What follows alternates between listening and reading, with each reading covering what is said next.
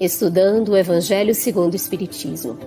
Um estudo sequencial da obra O Evangelho segundo o Espiritismo de Allan Kardec. Essa é a nossa forma de transmitir esperança, conhecimento e alegria.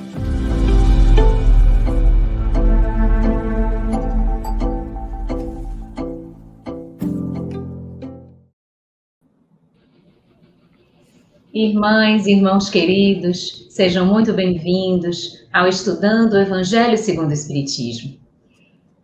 Rogamos as bênçãos de Jesus para estes nossos instantes de reflexão e de estudo. Gostaríamos de cumprimentar inicialmente o nosso querido irmão Carlos Campetti, já agradecendo desde já pela parceria, por estes momentos tão de enlevo e de aprendizado. Cumprimentamos também as nossas intérpretes para Libras, Eliane Carvalho, Tainan Tinum, ambas do Grupo de Estudo Surdos Espíritas. E os nossos queridos Simão Pedro de Lima, membro da Sociedade Espírita Casa do Caminho, de Patrocínio Minas Gerais, e Dejanane Mendonça, voluntária da Fraternidade Espírita Peixotinho, em Recife, Pernambuco, e do Centro Espírita Sem Fronteiras. Além disso, nós gostaríamos de agradecer a todos que estão transmitindo esse nosso estudo. E a todos vocês que estão aqui, que já vão chegando aqui, trazendo o local de onde vocês estão, cumprimentando-se, e a gente já vai identificando nomes conhecidos, que estão conosco sempre todas as quintas-feiras. Sejam muito bem-vindos, esse espaço é nosso, vamos colocando os nossos comentários e as nossas perguntas. Boa noite, Luziane. Nossa saudação fraterna a você que de casa nos acompanha. E aqui as boas-vindas a Nani, nosso querido Simão e as nossas intérpretes para Libras. Uma satisfação muito grande. Hoje nós vamos dar continuidade ao capítulo 4. Vamos estudar a reencarnação fortalece os laços de família, ao passo que a unicidade da existência os rompe. E vamos iniciar aqui perguntando a Simão Pedro, relativo ao item 18 desse capítulo, Simão. Os laços de família não sofrem destruição alguma com a reencarnação, como pensam certas pessoas. Ao contrário, tornam-se mais fortalecidos e apertados. O princípio oposto, sim, os destrói, nos diz ali, não é, Allan Kardec. Assim é que se inicia esse item 18, e Allan Kardec, então, trata a respeito da afeição real, da alma, nesse item, não é? A gente pediria para você comentar, por gentileza, Simão. Boa noite, Luziane, boa noite, Carlos, Ginane, nossa intérprete de Libras, a Eliane e a Tainan, que também entra daqui a pouco. Então, a todos que estão aqui conosco, acompanhando esse estudo, né, esse momento semanal de estudo do Evangelho. E Kardec, como sempre, ele é preciso, ele gosta de deixar as coisas muito claras. Embora ele não tenha sido positivista, a preocupação em deixar claro todo o pensamento tem um cunho do século XIX, né, dessa segunda metade do século XIX.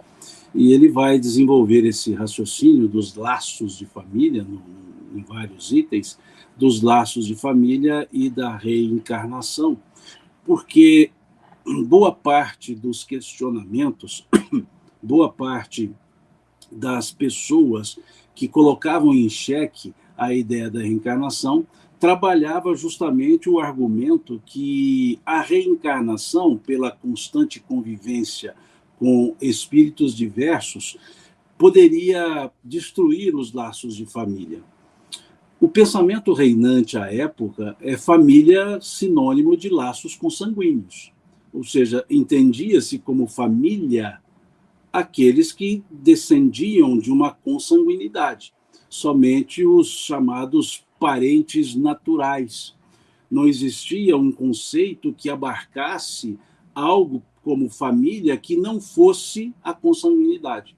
Então, dentro dessa lógica, eles entendiam que se em cada encarnação nós podemos constituir família com elementos diferentes, não haveria, então, uma família, porque muitos se misturariam.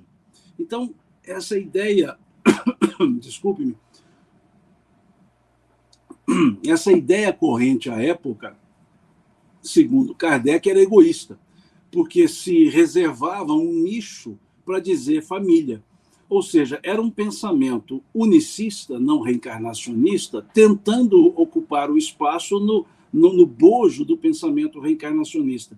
Por que eu digo unicista? Porque na ideia unicista só há uma família. E essa minha família, entendendo como consanguínea, fazia com que, então, só existisse ela para laços afetivos. E com a ideia reencarnacionista, Kardec vai trazer uma outra posição, que o afeto independe da consanguinidade. É o que ele chamou, então, de afeto real, que não é consequência de uma consanguinidade, mas consequência natural de uma convivência. E aí, então, daquela família nuclear ou família derivada por laços consanguíneos, poderia existir afinidade ou não, porque a convivência e os traços de semelhança em termos de buscas, objetivos, poderiam ser antagônicos, mesmo na consanguinidade. E numa família mais ampla, ou seja, por laços de afeto, a consanguinidade não seria o ponto fundamental. Hoje, pela visão que temos de família, que o arranjo familiar é muito amplo, temos a família, por assim chamá-la, consanguínea, mas nós temos as chamadas famílias por afinidade. Aquilo que se chamava adoção, hoje é família por afinidade. Não, então, nós hoje, na linguagem moderna do campo, digamos, do direito civil, nós hoje separamos a família consanguínea e a família por afinidade, não mais família natural e família adotada, ou familiares adotados, como no passado usava esse termo. Então, com a ideia de hoje, principalmente os jovens que já nasceram com essa lógica de arranjos familiares diversos, pode parecer estranha essa preocupação de Kardec em estabelecer um ponto de diferença. Mas para o pensamento da época, ou mesmo para os que já vivemos no Código Civil anterior, né, o de 1916, que perdurou até 2002, nós temos um conceito, tínhamos um conceito de divisão. Essa é a família natural, esse é membro natural da família, esse é adotado. Ou, como usavam os antigos, esse é de criação, né? Como diziam os antigos, pelo menos aqui nas nossas Minas Gerais. Mas, com essa ideia, Kardec já antecipava que o que une as pessoas não seria a consanguinidade, mas o afeto, a afinidade afetiva. E é isso que ele chamou, então, de afeto real. E a reencarnação permite com que, então, desenvolvamos uma grande família, uma família grande também, no aspecto de várias convivências, e criando várias afinidades, criamos uma família que poderíamos chamar família universal. Então, os laços reais de família só se ampliam com o aspecto reencarnatório, diferentemente da família pela ideia unicista, que cada vez mais se restringiria a uma pura e simples consanguinidade. Muito bom. Excelente, Simão. É a oportunidade de, a cada experiência, ampliarmos essa afetividade, este conjunto de espíritos, para que tenhamos cada vez mais afinidade. Linda a sua resposta. Nani, no item 19, a gente encontra assim: a união e a afeição que existem entre pessoas parentes são um índice da simpatia anterior que as aproximou. Mas Deus permite que nas famílias ocorram essas encarnações de espíritos antipáticos ou estranhos. Com que fim permite Deus que isso ocorra, Nani? Ai, Luziane, Carlos, Simão, as amigas que estão fazendo a tradução, todos os companheiros que estão nos acompanhando, que beleza estarmos aqui. E assim, na esteira do que Simão já veio colocando, e dessa pergunta que está no item 19, né, retirada do item 19, a gente segue refletindo que a família é esse ambiente muito especial, não é? Onde nós, espíritos, nos reencontramos com afetos e com desafetos. É um locus privilegiado, é um lugar especialíssimo, onde nós podemos, como diz Joana de Ângelis no livro Constelação Familiar, caldear as nossas emoções, não é? Então, é lá na família que nós vamos reencontrar, sim, aqueles afetos, aquelas pessoas com as quais já conseguimos, nas relações anteriores, eu gosto muito dessa expressão, assim, na poeira do tempo, a gente pode dizer, nas existências anteriores, através do trabalho que é feito no âmbito da família, a gente já aprendeu a amar. E esses espíritos, eles se procuram, eles fazem promessas uns aos outros de cooperarem mutuamente. E pode acontecer de seres que se amam muito, e é isso que soe acontecer frequentemente, espíritos que já se amam se reencontrarem na família. Mas como a família, como diz Joana, é a oficina, é um ambiente de trabalho, onde a gente vai limar, ou como ela diz, caldear, usando a imagem de uma forja. Eu gostei muito dessa imagem, está lá no livro Constelações Familiares, que ela cria. As emoções, elas vão ser caldeadas, vão se misturar. Então, você olha lá para aquele bebezinho, tão lindinho, que tem sua cara, tão bonitinho, mas você não sabe, você não lembra, aquilo foi um desafeto seu, mas tem sua cara. Aí você faz meu bebezinho e sente uma aversãozinha lá dentro. Sabe o conflito? E aí é por isso que ela usa essa imagem, caldeia. É meu neném, mas dá uma coisinha assim. E aí haverá um entrechoque, muitas vezes, nesse encontro. Na família, nós vamos encontrar também aquelas criaturas que, de alguma forma, nós não fomos muito cuidadosos no afeto, nesse bordado de fiar a afetividade. E aí, quanto mais você foi descuidado com a pessoa nessa dimensão humana e de amor, mais você se cola a ela. Você está vinculado a ela. Porque você vai ter que aprender a amar. E aí a família é esse ambiente especialíssimo, onde a gente vai trabalhar essas questões. Uma das razões é essa. Então, nós podemos encontrar espíritos muito afins, numa dimensão afetiva, afetuosa, pessoas que nós amamos. Nós podemos encontrar, e isso é o que soe acontecer frequentemente, as famílias, elas se reúnem exatamente por essa afinidade, por isso que a gente tem essa sensação de plena confiança em certas pessoas da família, não é? A gente se sente bem, se sente à vontade com algumas pessoas.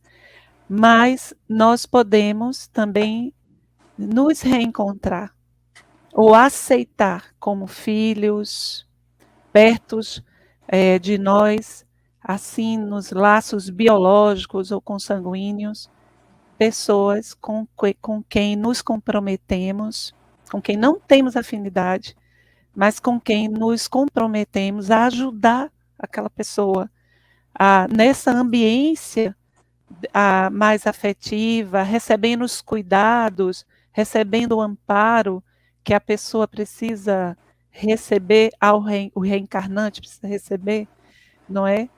Aquele espírito, ele vai se dulcificando, ou você simplesmente vai fazendo esse trabalho lá da parábola do semeador, você vai semeando, vai jogando a semente ali. Até os 7 anos é a nova personalidade. Mesmo que seja um desafeto, uma pessoa com muitas dificuldades morais, a gente tem que insistir no amor. Então, Emmanuel, no livro, se eu não me engano, é o livro Pensamento e Vida. Acho que é a lição número 12. Ela é intitulada Filhos. Ele vai falar que quando nós reencarnamos, nós recebemos uma nova chapa cerebral. E a neurociência já comprova isso hoje, não é? Então a gente tem que aproveitar essa fase mais primitiva da formação, do desenvolvimento da criança, não é? Para imprimir, não é? Inclusive tem um teórico da psicologia que vai trazer esse conceito que Emmanuel fala lá, ó, nessa lição número 12, que é a teoria do imprint.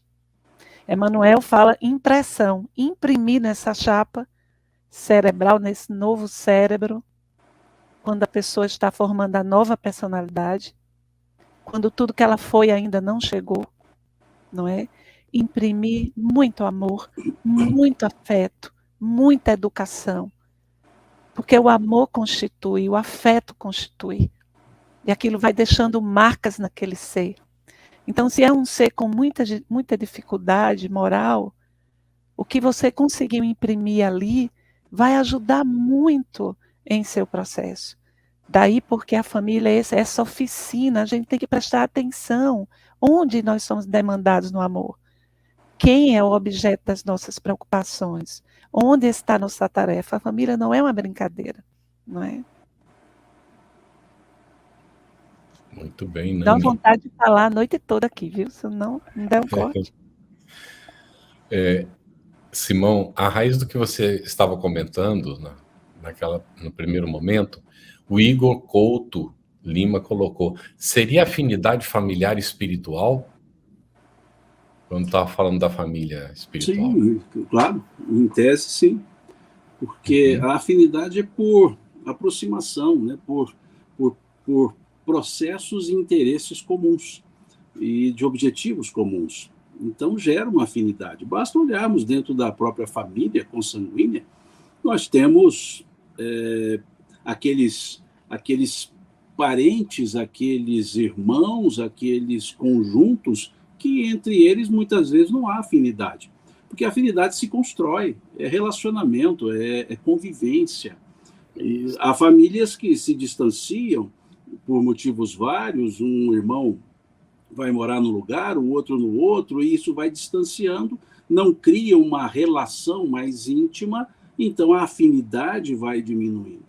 Nós temos as afinidades com as pessoas com as quais convivemos fora da família que não tiveram precedência espiritual. Nós desenvolvemos afinidade aqui. Pela primeira vez nos encontramos. E por termos objetivos comuns, sentimentos comuns, vamos criando uma afetividade. O que em outros encontros ou futuros encontros reencarnatórios, obviamente, torna-se um amálgama, que permite uma aproximação, uma junção mais serena, mais tranquila, mais afetuosa entre essas pessoas. Então, sim, há uma família espiritual por essas afinidades, advindas já de conhecimentos, de convivências anteriores ou criadas na própria convivência. A ideia de que na família nós temos somente adversos, ela não é absoluta.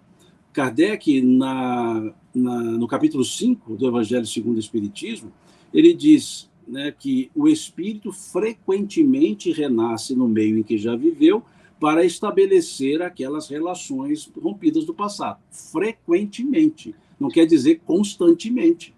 O advérbio utilizado é de intensidade, não é de quantidade.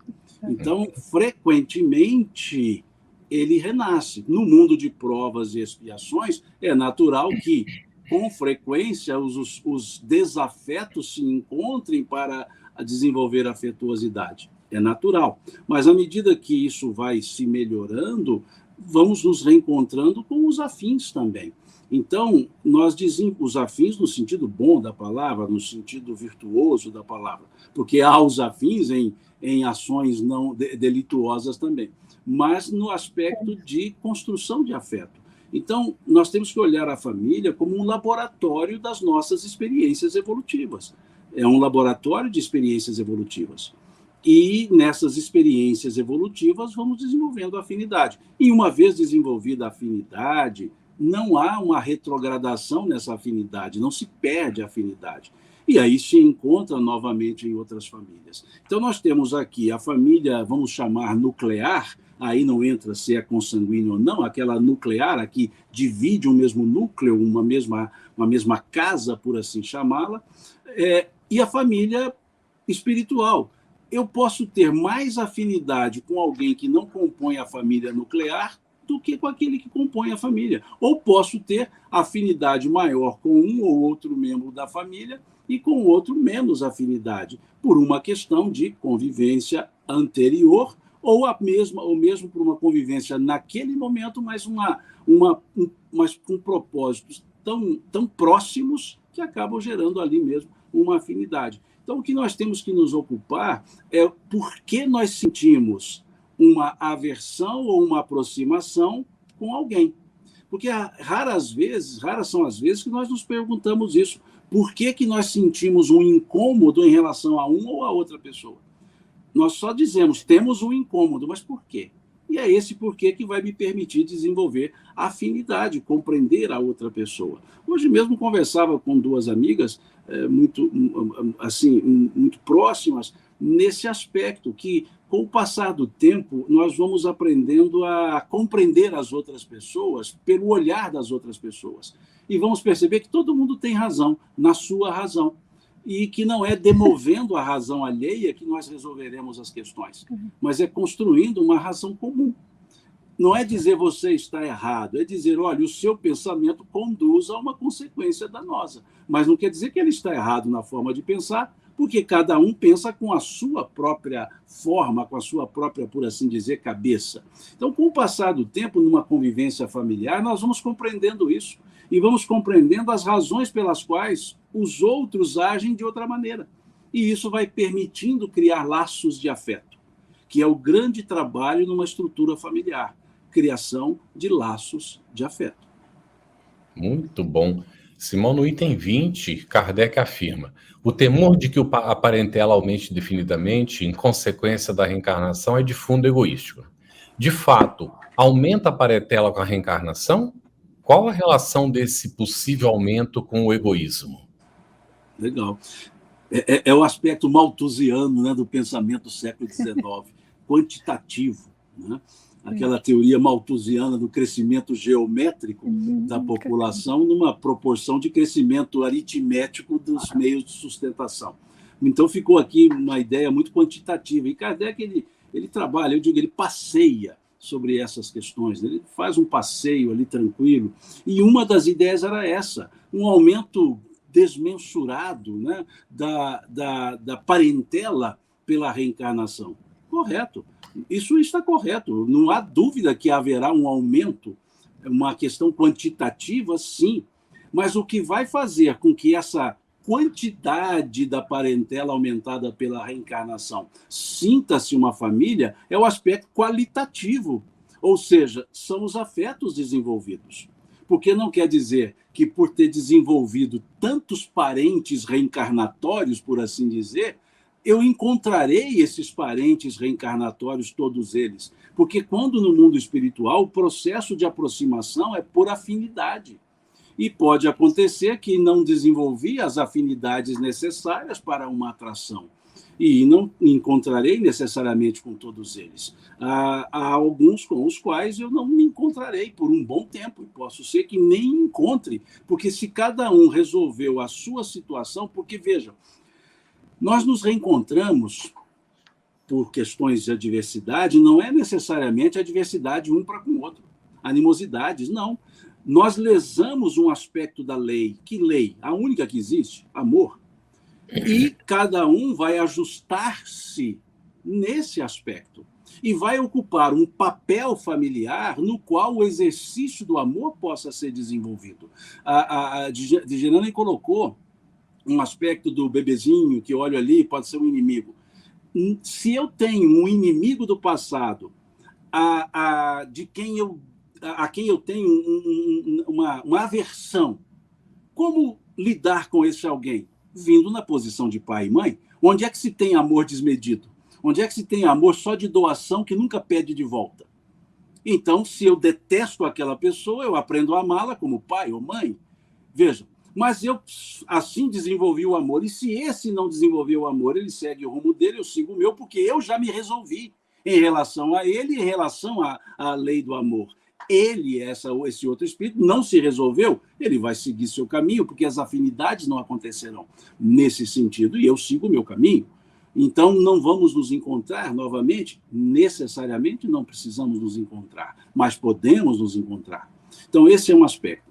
E esse item 20, ele nos lembra uma situação vivenciada por Jesus, que Mateus retrata lá no capítulo 22 do seu evangelho, a partir do versículo 25, quando chegam os fariseus para Jesus e propõem a ele uma situação, dizendo a ele que havia uma família com 7 irmãos. E o irmão mais velho se casou com a mulher, com a esposa. E diz a lei de Moisés que um irmão mais velho se casando e não tendo filhos e vindo a falecer, deve o irmão mais novo, imediatamente mais novo, se casar para seguir a descendência do irmão mais velho. Então, baseado nisso, eles disseram a Jesus que havia, então, uma família com 7 irmãos e o mais velho se casou e veio a falecer sem ter filhos. Então, o segundo se casou e também faleceu, e de igual modo até o 7º, sem ter filhos. E se casaram. E depois a mulher morreu, ou faleceu, ou desencarnou, fique à vontade. A mulher morreu. E aí perguntaram a ele, com quem, na ressurreição, com quem ela ficará como marido? E a resposta, veja, é um aspecto quantitativo da lei. E aí Jesus responde, quando da ressurreição, ou na ressurreição, ninguém se casa e ninguém se dá em casamento, pois vivem como anjos. Anjos no aspecto de não mais corporificados. Então, essa ideia de precisar constituir por uma instituição um laço de afeto não existe no plano espiritual.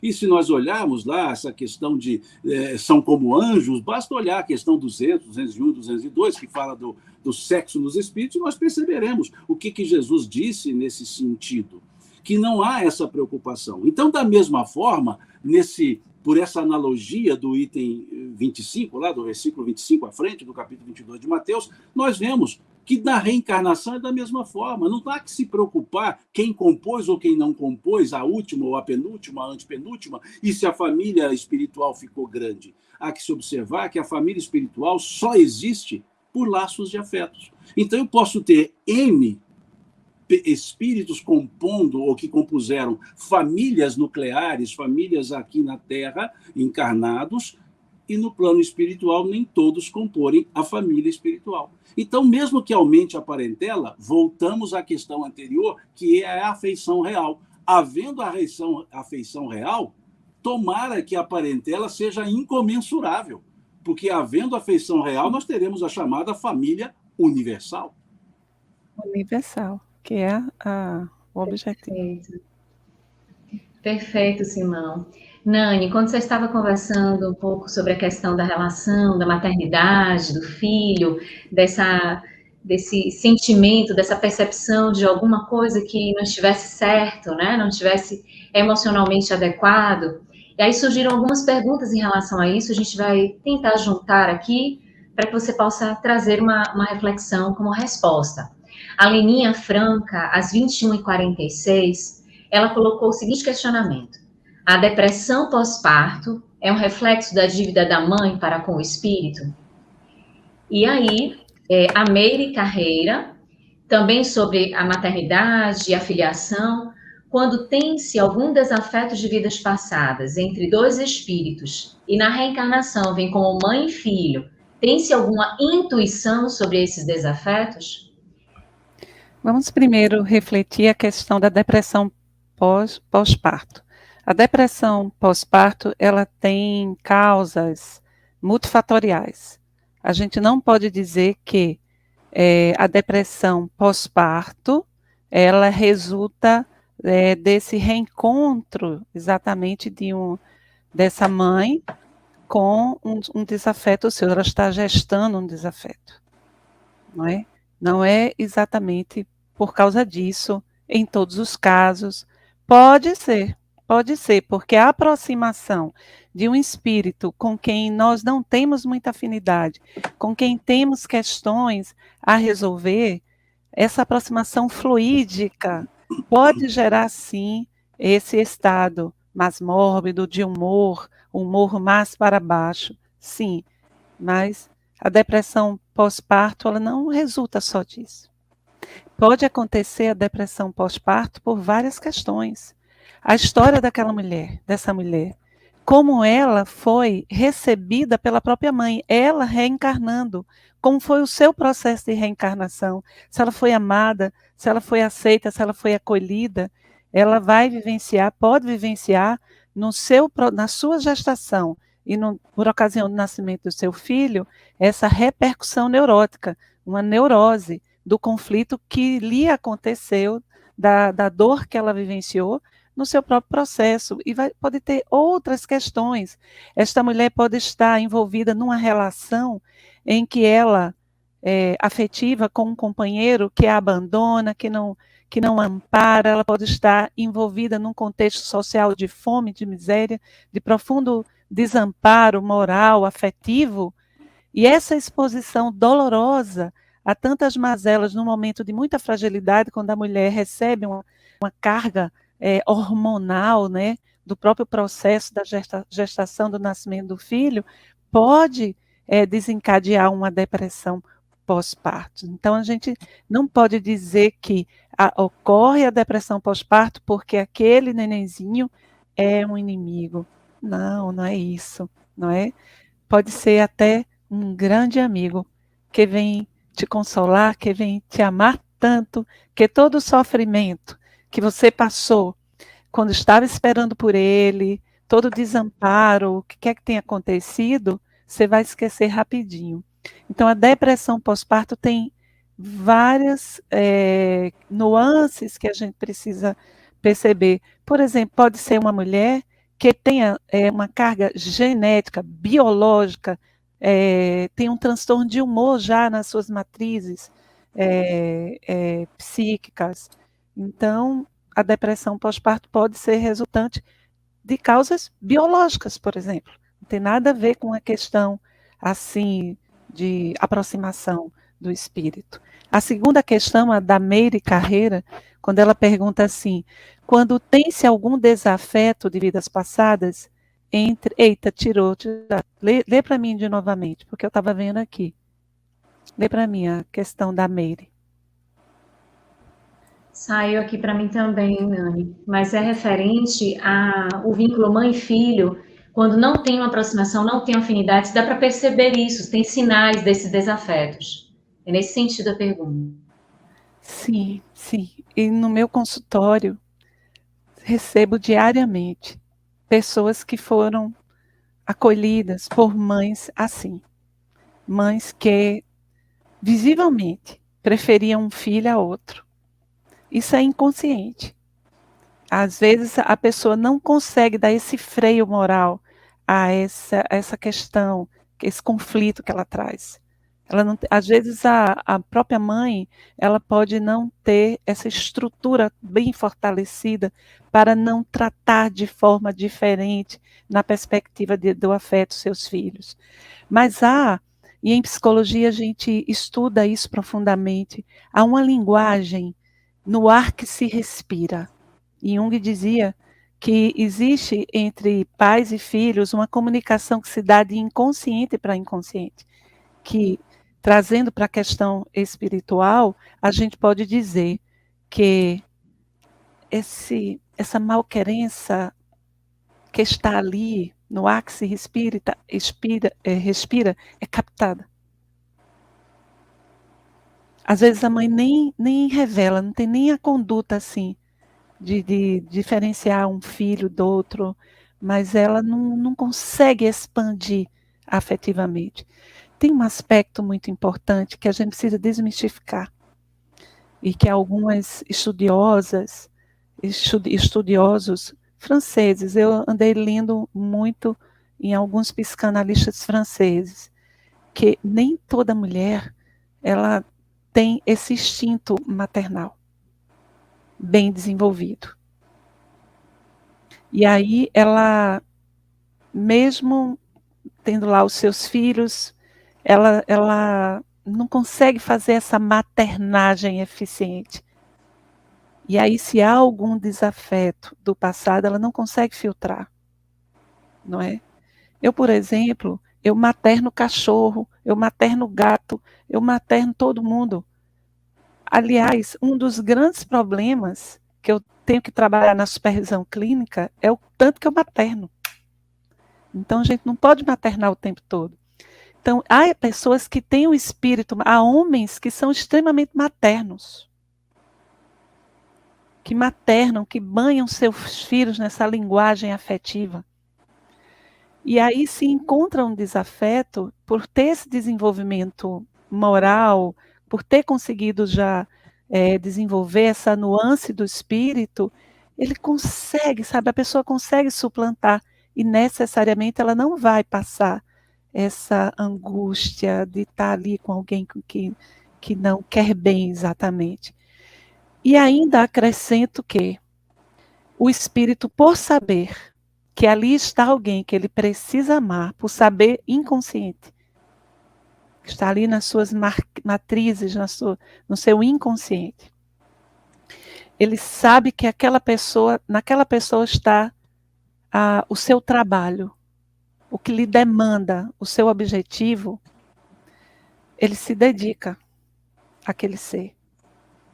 Então, há pessoas que não querem bem totalmente aquele filho, mas têm um dever tão marcado dentro de si que fazem todo esse trabalho de dedicação, de amor, porque sabe que é uma oportunidade. Então, assim, a gente nunca pode pegar as coisas assim, sabe, a ferro e fogo. São muitas nuances, muitas colorações nesse arco-íris, né, que são as relações familiares. Eu não sei se eu fui muito clara, se deu para responder. Tá ótimo, muito bom. Nós temos várias perguntas que foram sendo colocadas já. Às 21h39, Simão, a Maria Frazão cumprimentou, disse que é de Anápolis, e diz: todas as famílias por afinidade é um resgate, uma quitação de débitos? Não necessariamente. Quitação de débito pode ser apenas continuidade de crédito, né? Não quer dizer necessariamente essa relação assim punitiva, né? Como se fosse assim, não, você volta lá que vai ter que pagar esse débito. A gente paga débito angariando crédito. Então, primeiro a gente precisa desenvolver essas afeições, porque aí o débito fica mais fácil de ser saldado. Então, não podemos olhar reencarnação como um mecanismo de punição, né? Mas como um mecanismo de refazimento. Então, toda constituição de família é uma oportunidade para refazermos. Agora, não necessariamente é para reajustar diversidades. É comum também termos na família espíritos que nunca conviveram. Por isso eu disse antes, aliás, quem disse isso foi Kardec, o espírito frequentemente. Porque imagina se fosse constantemente, nós nunca ampliaríamos o nosso rol, né, de conhecimentos. Então, há, sim, na família, espíritos que se conheciam antes, com adversidades ou com afetuosidade, e há aqueles que, pela primeira vez, estão dividindo uma convivência familiar. Mas tem afinidades no aspecto dos porquês de estarem juntos, mas não em relação um ao outro. Então, os arranjos espirituais, digamos assim, reencarnatórios, são tão variados quanto os arranjos familiares que nós temos aqui no planeta Terra. Ótimo, Simão. Nani, no item 21 desse estudo que nós estamos fazendo, o que nos traz Kardec contrapondo as doutrinas reencarnacionista e anti-reencarnacionista? Qual parece mais compatível com a sabedoria divina e alentadora ao nosso coração? A doutrina não reencarnacionista, bem materialista, entende que a vida é una, no caso, a existência. Porque a vida em si do espírito, ela é una, nós só temos uma vida, nós nunca morremos, mas nós interexistimos entre o mundo físico e o mundo espiritual, não é? Então, nós temos múltiplas existências. Se eu entendo que eu só tenho uma existência, que eu vou nascer, vou viver, vou morrer, e depois da morte é o nada, toda essa percepção de família, ela se esvazia, não é?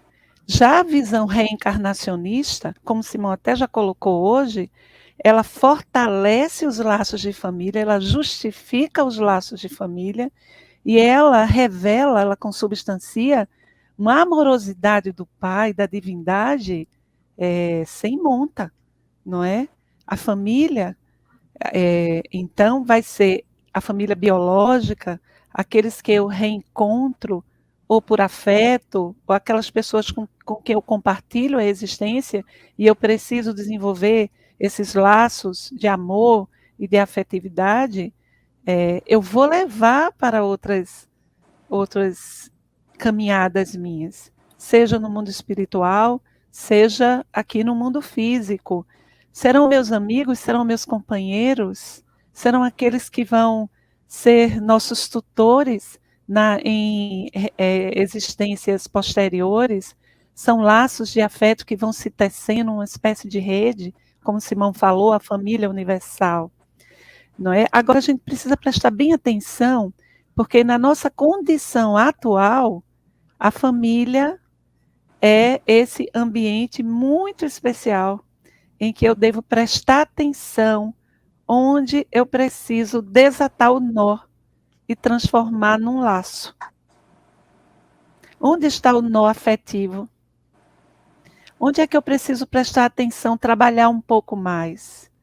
Essa perspectiva reencarnacionista, ela amplia, redimensiona e fortalece os laços de afeto. Trazendo um exemplo da minha vida particular, nessa reencarnação, eu tive a sorte de reencarnar com meus irmãos, minha família é grande. Eu sou a quarta de 5. Meu Deus, é um amor tão grande. E uma vez eu tive uma visão espiritual que antes da reencarnação, de nós 5, dando a mão assim, sabe? Uma mão no outro, e dizendo assim, vamos juntos. E a sensação que eu tenho com os meus irmãos é de um amor tão construído, tão sedimentado, assim, eu tenho uma confiança tão profunda neles. E sabe qual é o problema que a gente enfrenta? É que nossos esposos, as pessoas que convivem com a gente tem que tomar muito cuidado, porque quando a gente se encontra, a gente fica assim. E meio que é indelicado, a gente acaba não incluindo, a gente fica tão um com o outro, tanto que a gente se ama. E aí a gente já foi objeto até das reflexões nossas. A gente tem que tomar cuidado nos almoços de família, a gente tem que incluir todo mundo, porque é tanta afinidade, é tanto companheirismo. Eu tive essa sorte de reencarnar com esses companheiros. Então, a visão reencarnacionista que o Espiritismo traz, e que não é só do Espiritismo, várias doutrinas trazem essa percepção, a filosofia védica, por exemplo, traz essa visão da reencarnação, fortalece os laços de família, amplia, não é, dá solidez, justifica, não é, o próprio sentido da família.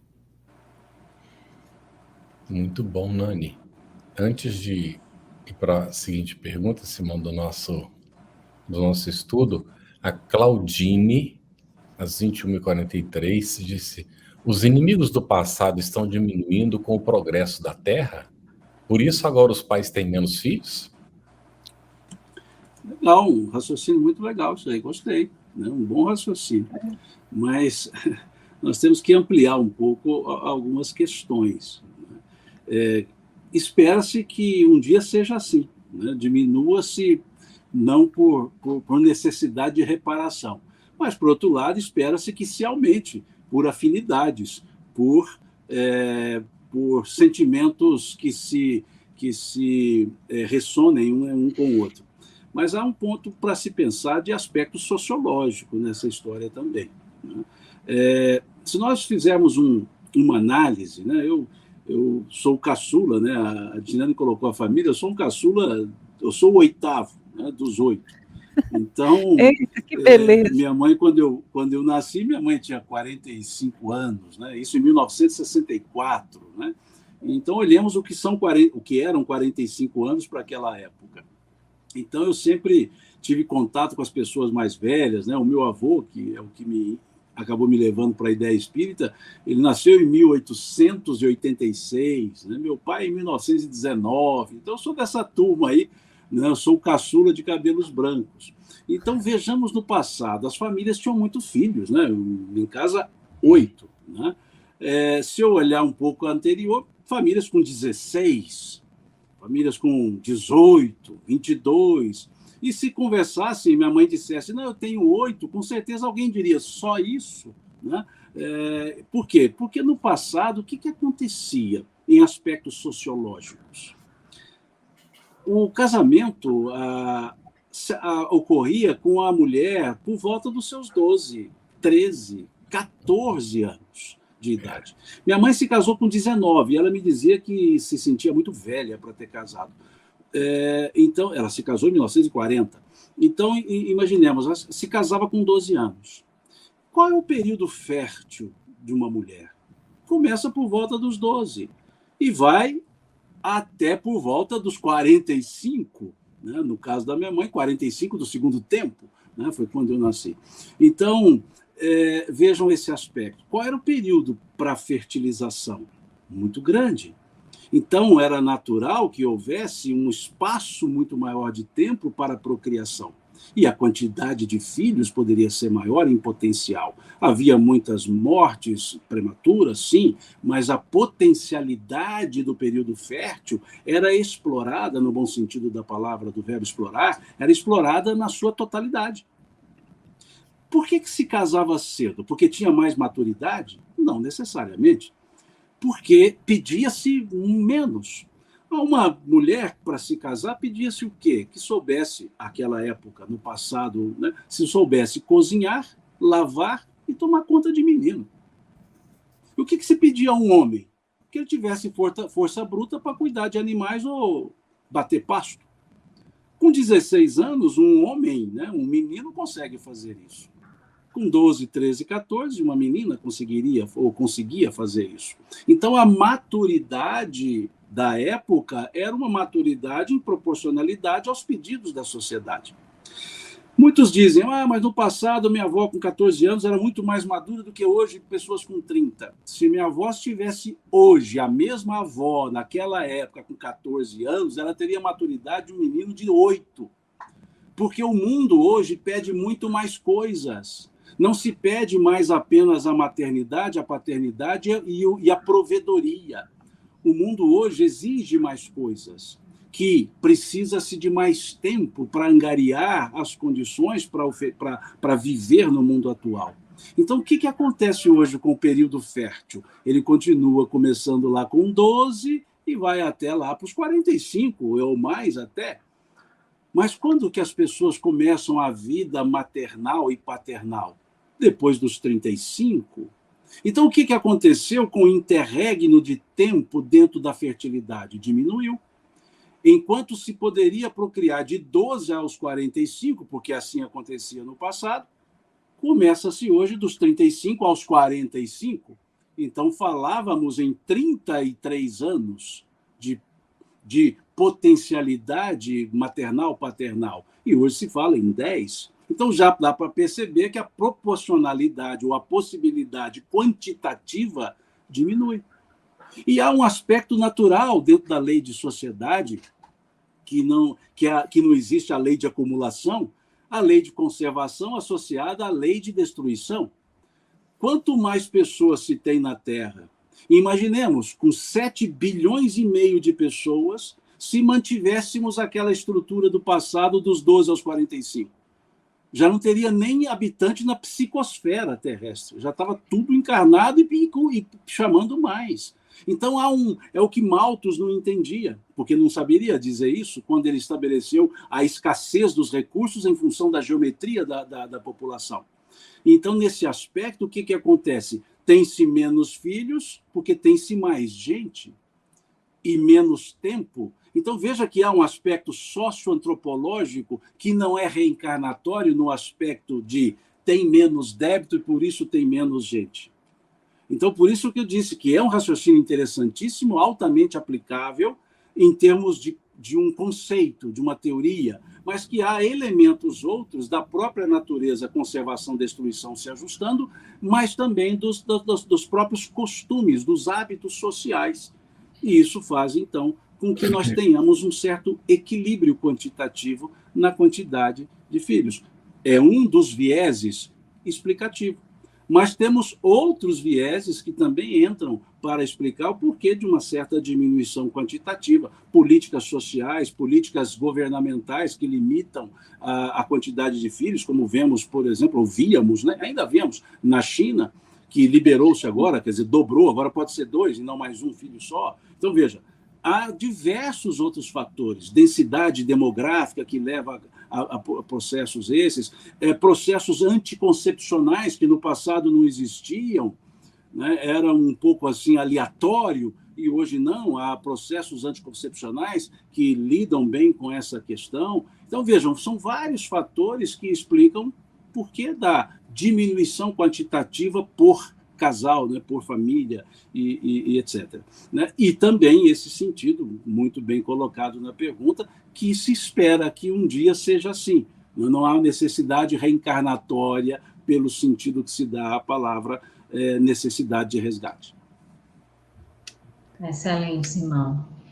Nani, a gente tem aqui algumas perguntas ainda sobre essa questão do relacionamento, trazendo um pouco dessa questão dos laços de família, né, dessa afetividade ou a condição dos desafetos. E aí a gente tem 2 perguntas que se aproximam e que a gente vai colocar para você. Uma, na verdade, é um questionamento e o outro faz um comentário a respeito. Edmilson Silva, 21:52, diz assim: no caso da filha que vive com a mãe, em constante discussão, atritos de toda a natureza, como se quisesse entender esse processo relacional. E a Isabel Rocha, às 21:56, que coloca: quando a relação de mãe e filho está desrespeitosa e a mãe fica sem saber como resolver. Então, foram 2 comentários, perguntas muito próximos, que a gente coloca aí para que você possa explanar um pouquinho para a gente, por favor. E os 2 trazem a relação mãe e filha. Não é? A gente não pode entrar na esfera privada, porque a gente não sabe quais são as nuances, quais são as questões que levaram a esse desafeto. Mas a gente pode dizer que sim. Pessoas que em reencarnações anteriores, não é, tiveram dificuldades nas relações, elas podem vir, sim, como a gente já falou no estudo de hoje, nessa condição de mãe e filho, mãe e filha, certo? Mas tem um aspecto que a gente estuda na psicologia, que é o narcisismo da mãe, a mãe narcisista, a personalidade narcisista. Isso ocorre, é uma condição muito infeliz, é um adoecimento psicológico. É quando essa mãe, ela não, e a gente falou isso um pouco na questão anterior, como as 2 questões, elas trazem esse desafeto na relação mãe e filha. Às vezes pode acontecer daquela mãe, ela ter sido envolvida na sua experiência de criança, a menina que ela foi, ter vivenciado experiências de desamparo, ter sido exposta a maus tratos, e ela ter ficado com o que se chama de ferida narcísica nela mesma, e desenvolver essa personalidade.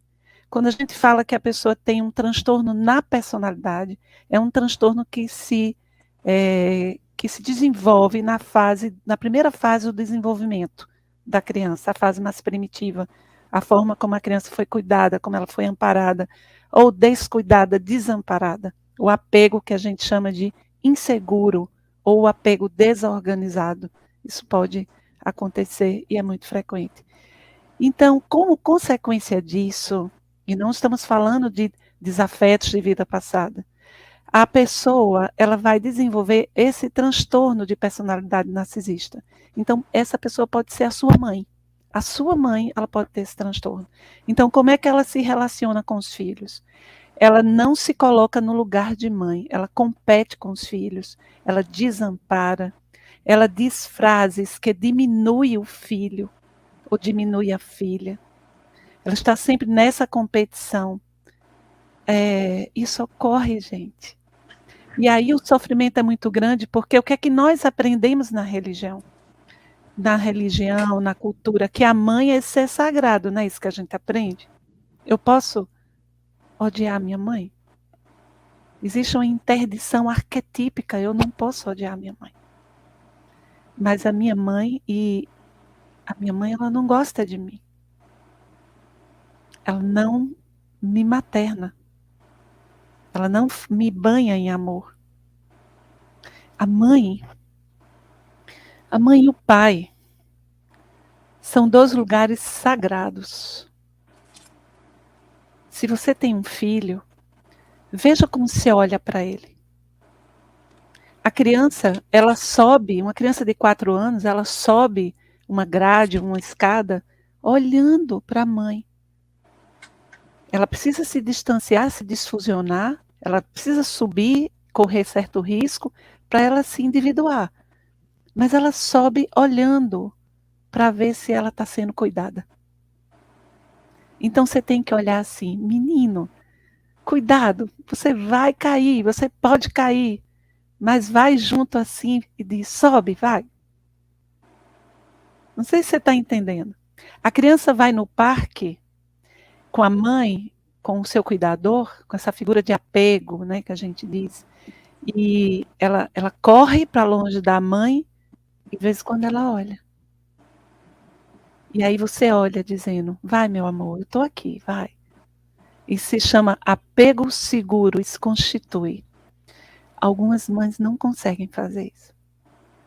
Não oferecem o apego seguro. E as relações, se já havia um desafeto no passado, no desenvolvimento, os ódios podem se acicatar. Faz sentido o que eu estou tentando explicar? Mas eu queria virar uma chavezinha aqui. Eu tenho muita cautela com essa coisa. Ó, está acontecendo porque isso foi da reencarnação passada. Olhe lá. Observe a circunstância. Essa mãe, como a gente falou, ela pode ter sido exposta, ela mesma, ter sido uma criança ferida e ter desenvolvido o transtorno de personalidade narcisista. Isso não tem nada a ver com você. Você só é o objeto do narcisismo dela. É onde ela joga o narcisismo.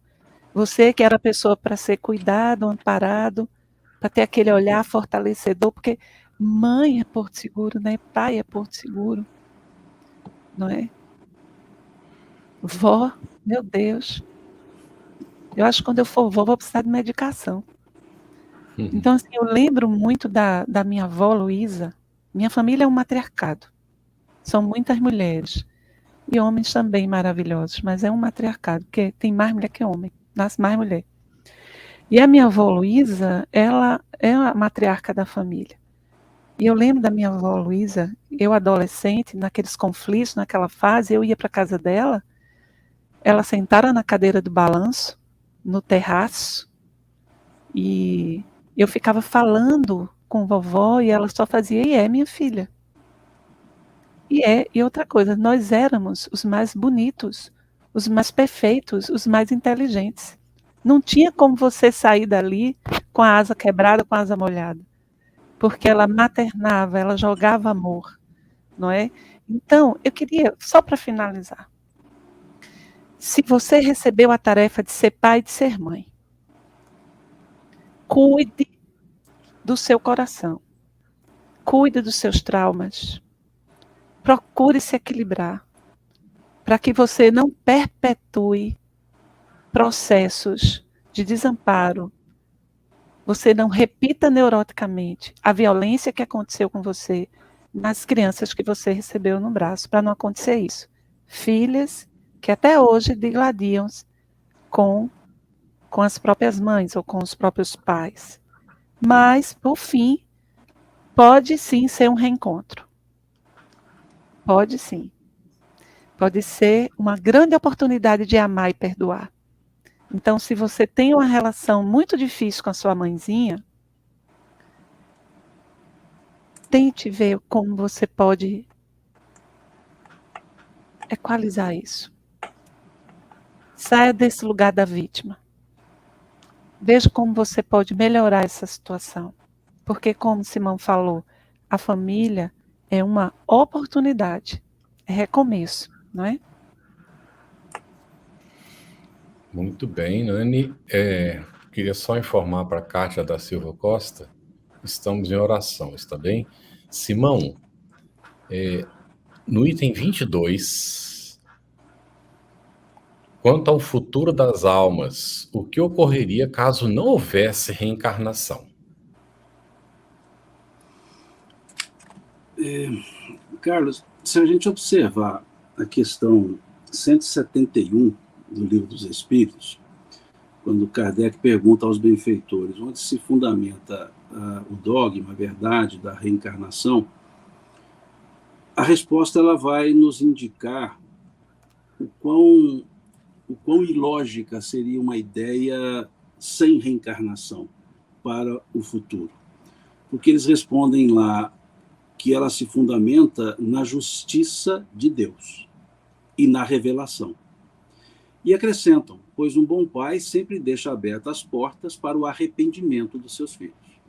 Então, quando nós olhamos em termos de futuro, a reencarnação ela é a demonstração viva da bondosa justiça de Deus, ou da justa bondade de Deus.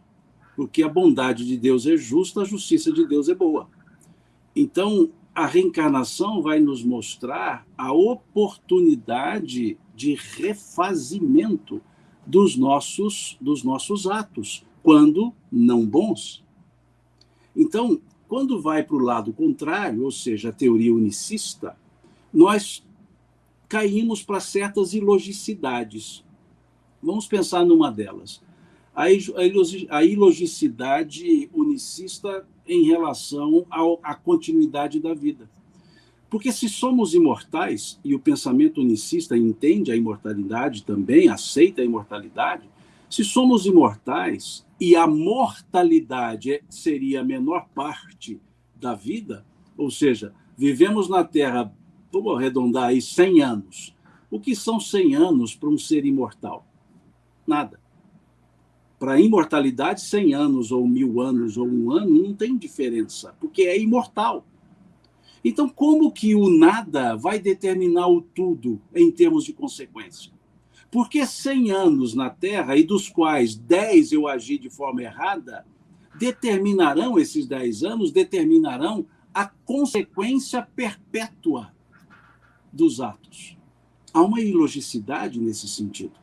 Se eu agir de maneira correta, vou para um lugar de beatitudes.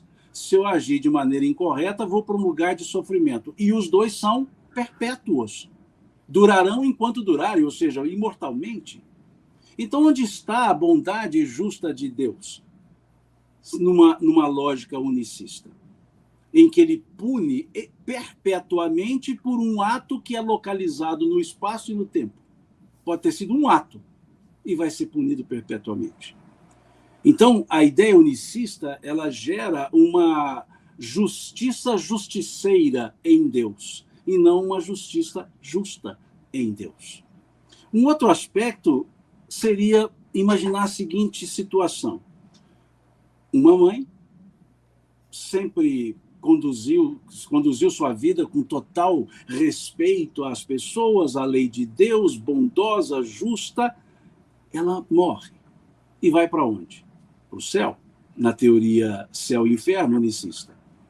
Mas ela tem um filho que agiu contrário a todas as leis, que foi agressivo, que foi de mau pendor, e também morre. Para onde ele vai? Pela teoria unicista e do céu e inferno, iria para o inferno. Agora imaginemos a cena. Essa mãe, num lugar de beatitudes, de alegrias e felicidade eternas, sabendo que o filho está no lugar de sofrimento eterno. Que felicidade eterna terá essa mãe, sabendo que o filho padece eternamente? Que céu seria esse, em que se permite isso à mãe? Usando até a explicação belíssima de Jeanne, que eu ficaria aqui ouvindo a noite toda, tamanha a ternura e ao mesmo tempo contundência do que ela falou. Mas imaginemos então essa mãe e sabendo que o filho está lá. Qual é o lugar que essa mãe gostaria de estar? No inferno, junto com o filho? Para tentar ajudá-lo? Para dar a ele aquele vai que a mamãe está aqui, ou seja, estamos juntos, na linguagem mais moderna, hashtag estamos juntos. Então, veja a lógica, a ilogicidade, melhor dizendo. Esse céu seria um inferno para a mãe. Não, mas acontece que na teoria unicista, o amor depois é esquecido. Então, para que amar, se é para esquecer? Se Deus nos deu, como disse o Cristo, um só mandamento, o amar, para ser esquecido, os laços de afeto se destroem. Então, que lógica é essa? Que imutabilidade de Deus é essa que ele deixa o amor mutável? Então, percebam que a consequência futura é total desespero e gera como elemento presente o medo. E pelo medo eu ajo não de forma errada, mas não quer dizer que eu haja de forma certa. Eu passo a ser bom por medo da punição e não por índole. Então veja como que a ideia unicista leva à falta de esperança, leva a desespero, leva a medo, enquanto a ideia reencarnacionista leva à esperança, a uma certeza de possibilidade reparatória. Então, vejam como Kardec desenvolve a lógica em um item pequeno, mas que muitos não param para pensar, ficam revestidos das ideias cristalizadas, não se coaduna à justiça de Deus, à bondade de Deus, esse tipo de pensamento, punição e premiação. Deus não premia, Deus não pune, simplesmente nós nos responsabilizamos pelo que nós fazemos. E aí, no processo reencarnatório, eu sei que eu poderei reparar. Eu posso retardar o meu crescimento, sim, pela reticência ao acerto, pela a continuidade no erro, pela recalcitrância, que assim seja, no erro, mas eu vou retardar, eu não ficarei eternamente. Há um impulso natural, evolutivo em mim, que deriva de Deus. Então, vejam como essas duas ideias levam a total comportamento diferenciado no presente. O entender o futuro nos permite lidar melhor com o presente. E com a ideia de céu, inferno e unicidade, só teremos medo, só teremos insegurança e só teremos desespero. Enquanto que a ideia reencarnacionista nos dá apenas a ideia, apenas no sentido de um ponto só, de esperança, que dependerá das minhas ações. Então é muito mais justa. Então teremos a bondosa justiça de Deus e a justa bondade de Deus no aspecto reencarnatório. Perfeito, Simão. Excelente. E já caminhando aqui, né, para o nosso finalzinho do estudo, a gente faz uma pergunta que está no item 23 desse nosso estudo de hoje. Se poderia nos trazer o resumo das 4 alternativas que se apresentam, conforme Kardec traz nesse item, para o futuro da alma além túmulo. Bem curtinho, né? Bem curtinho, inclusive porque Simão fez reflexões sobre isso, respondeu em parte já essa questão. Então, as 4 alternativas que se apresentam ao homem para o seu futuro após a morte, a primeira é do nada, de acordo com a doutrina materialista, nihilista. Não é? Então, quando eu desencarnar, quando a gente desencarnar, não haverá o nada.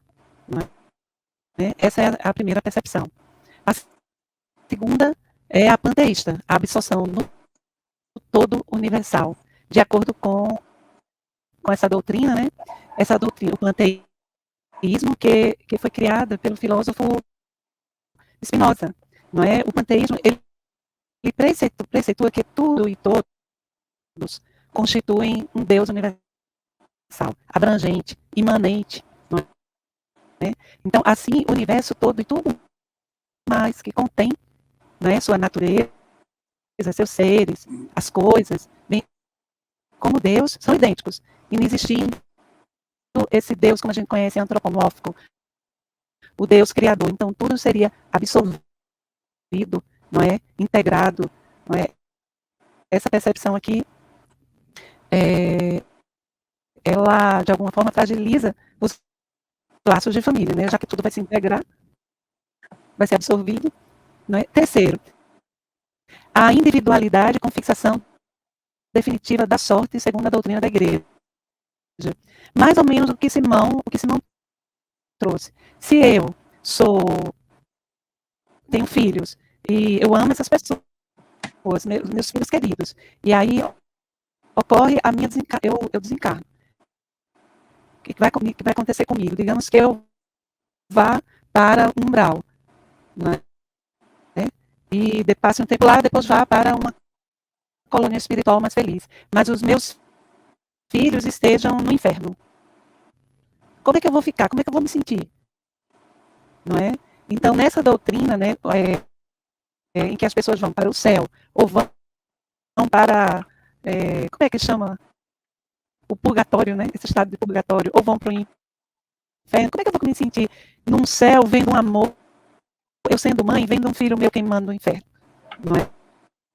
Então, nessa percepção, haverá separação dos laços de família, não é? Conforme o lugar para onde cada um for.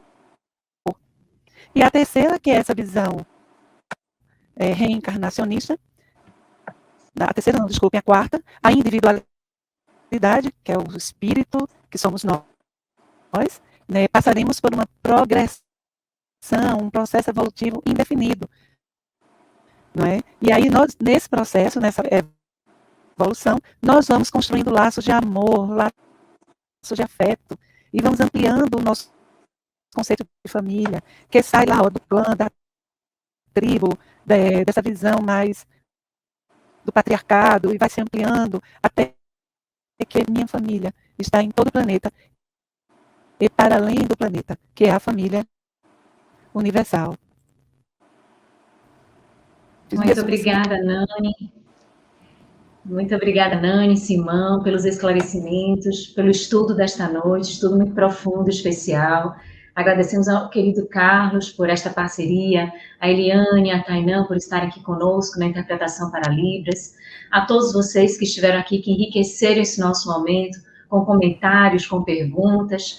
Nós estamos estudando o capítulo 4, Ninguém Poderá Ver o Reino de Deus se não nascer de novo. E para a próxima semana, Instruções dos Espíritos, Limites da Encarnação e Necessidade da Encarnação. O nosso estudo está sempre disponível em podcast, no canal da FEB Podcast, no Spotify e nas demais plataformas de áudio streaming. Os nossos encontros semanais, eles ficam gravados e disponíveis gratuitamente. Então vamos divulgar, compartilhar, principalmente com aqueles que não puderem estar aqui conosco. Se você tem dúvidas acerca do Espiritismo, gostaria de ficar atento à programação do nosso estudo, acessa o Telegram, o nosso Telegram, @estudo_ESE_FebTV. Se você deseja encontrar todos esses estudos da codificação em um só lugar, basta acessar o site da FebTV, www.febtv.com.br/estudo-ESE. Lá você encontrará as perguntas respondidas do Telegram, os encontros, materiais de estudo, podcast e muito mais. A FEB disponibiliza 3 oportunidades para que estudemos as obras básicas do Espiritismo. Estudando o Livro dos Espíritos, segunda-feira, às 20 horas. Estudando o Livro dos Médiuns, todas as terças, também às 20 horas. E estudando o Evangelho segundo o Espiritismo, aqui conosco, todas as quintas, às 21h30. Apoie a FEB TV, ajude a manter este e outros estudos no ar, acessando febtv.com.br. Muito obrigada a todos vocês, até o nosso próximo encontro, um abraço grande. Estudando o Evangelho segundo o Espiritismo. Um estudo sequencial da obra O Evangelho segundo o Espiritismo de Allan Kardec. Essa é a nossa forma de transmitir esperança, conhecimento e alegria.